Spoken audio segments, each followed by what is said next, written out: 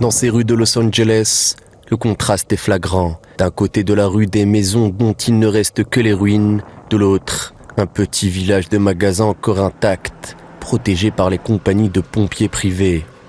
Dans ce quartier huppé de la deuxième plus grande ville américaine, les pompiers de la ville ont échoué à protéger les habitations, mais le milliardaire Rick Caruso a sauvé son centre commercial en engageant des sociétés privées.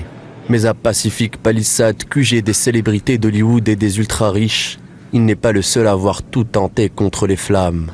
D'autres pompiers privés montent la garde devant certaines villas de milliardaires qui, elles, sont restées indemnes.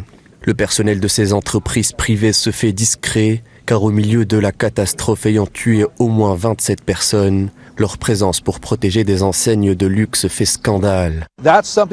C'est quelque chose que les gens peuvent faire. Cela implique évidemment des dépenses supplémentaires. Souvent, ce n'est pas fait gratuitement. Ils passent donc des contrats avec ces entités ou ces entreprises privées pour qu'elles viennent fournir des services supplémentaires de lutte contre les incendies en fonction de l'événement en cours.